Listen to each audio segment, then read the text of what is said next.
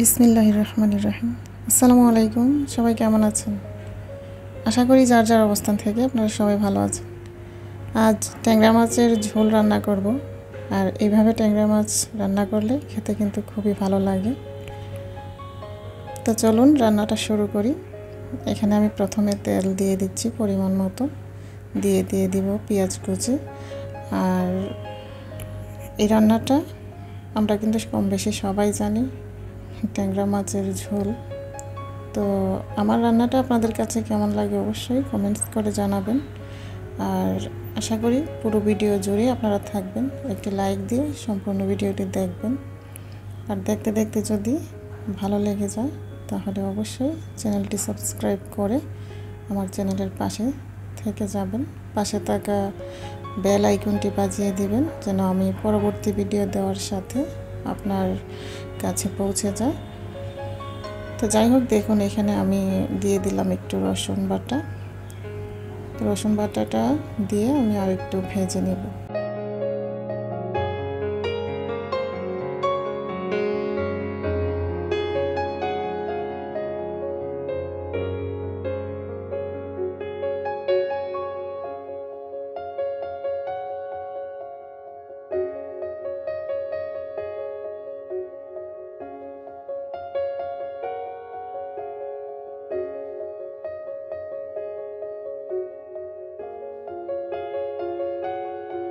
পেঁয়াজ এবং রসুন বাটাটা যখন একটু মোটামুটি ভাজা হয়ে আসবে, তো এখানে আমি পানি অ্যাড করব। আর পানিটা এই জন্যই দিব, আমি এখানে যেহেতু মশলা অ্যাড করব, তো একটু পানি দিয়ে যখন মশলাটা দিব তখন কিন্তু দেখা যাবে যে মশলাটা পুড়বে না। তা না হয়তো কিন্তু মশলাটা পুড়ে যায়, তরকারির কালারটা নষ্ট হয়ে যায়। আর আমার রান্নাটা তো আপনারা দেখবেন কালার কিন্তু পারফেক্ট থাকে। এভাবে যখন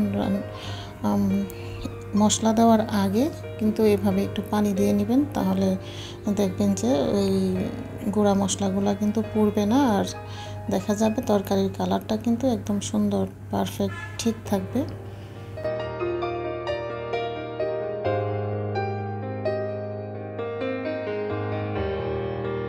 তো আমি এখানে পানি দেওয়ার পর এখন এক এক করে মশলাগুলো অ্যাড করব। আর এখানে আমি ব্যবহার করব 1 চামচ আর আধা চামচ মরিচ, যেটা মরিচের গুঁড়া। তারপর দিয়ে দেব হলুদের গুঁড়া 1 চামচের থেকে একটু বেশি। আর এখানে দিয়ে দিচ্ছি জিরা ধনিয়ার গুঁড়া 1 চামচেই আমি দুইবারে দিয়েছি একটু একটু করে। তারপর এখানে পরিমাণ মতো লবণ দেব, দিয়ে ভালোভাবে আমি মশলাটাকে কষিয়ে নিব।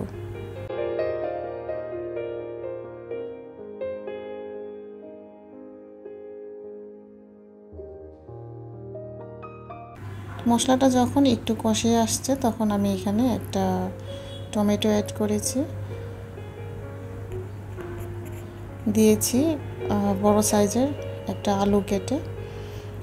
আর আলু টমেটো দিয়ে এইভাবে যদি ট্যাংরা মাছের ঝোলটা রান্না করেন তাহলে কিন্তু খেতে খুবই ভালো লাগে। আর আমি এখানে যে টমেটোটা দিয়েছি এটা কিন্তু এখন যে সিজনাল যে টমেটো নতুন বাজারে উঠছে ওইটা, আর এই জন্য আমি এখানে একটা দিয়েছি, কারণ বেশি দিলে টক বেশি লাগবে। আর এই টমেটোগুলো কিন্তু একটু টক টক ছিল। আমি এর আগেও আরেকটা রান্না করে খেয়েছি, আরেকটা রেসিপিতে আমি এটা ব্যবহার করেছি, দেখি যে একটু টক টকই লাগে।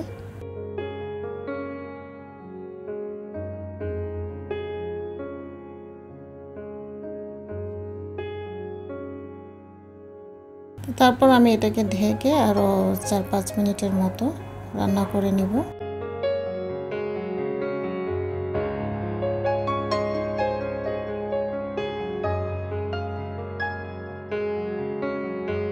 চার 5 মিনিট পর আমি এখানে দিয়ে দিলাম ট্যাংরা মাছগুলো।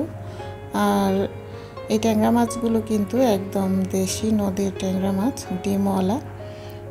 আমি যার কাছ থেকে নিয়ে আসছি উনি কিন্তু গ্রামে থাকেন, তো গ্রামের মানুষ নদীতে ধরে ওইখান থেকে নিয়ে আসছেন। তো মাছগুলো কিন্তু একদম ডিম, ভিতরে ডিম। আমি এগুলোকে ধুইতে ধুইতে দেখা যায় যে ডিমগুলো সব বের হয়ে গেছে মোটামুটি, আর একটু একটু আছে মাছের ভিতরে। যাই হোক, এভাবে আপনারা রান্না করবেন। আর আমার রান্নাটা কেমন হয়েছে অবশ্যই জানাবেন। তো মোটামুটি আমি আরও 2-3 মিনিট মাছ দেওয়ার পর নেড়েচেড়ে আরেকটু কষিয়ে নিচ্ছি। দেখুন 2-3 মিনিট ঢেকে দেওয়ার পর কিন্তু আরেকটু নেড়েচেড়ে আমি কষিয়ে দিচ্ছি। নেওয়ার পর এখানে এখন আমি ঝোলের পানিটা অ্যাড করব। আর আমি একসাথেই দিয়ে দিচ্ছি, কারণ আমি যেহেতু একটু ঝোল ঝোল টাইপের রান্না করব, এই জন্য আমি পানি একটু একসাথেই পরিমাণ মতো পানি দিয়ে দিব। আর ট্যাংরা মাছ কিন্তু দেখবেন এমনিতে যদি আপনি একটু ভুনা ভুনা টাইপেরও রান্না করেন খেতে ভালো লাগে, আর এইভাবে টমেটো আর আলু দিয়েও যদি রান্না করেন খেতে কিন্তু খুবই ভালো লাগে।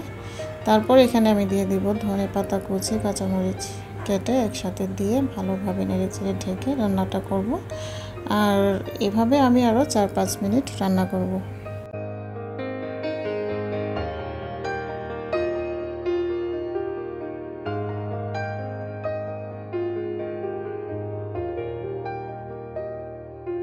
তো আমি এখানে আরেকটু লবণ অ্যাড করেছি, কারণ প্রথমে যে লবণটা দিয়েছি দেখলাম যে একটু কম হয়েছে, তারপর আবার আরেকটু লবণ অ্যাড করেছি। লবণটা আপনারা আপনাদের পরিমাণ মতোই দিবেন।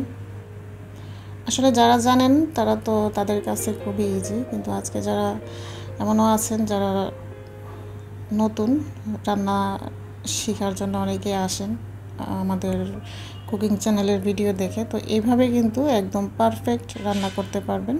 তো আজকের মতো এই পর্যন্তই। আল্লাহ হাফিজ, আসসালামু আলাইকুম।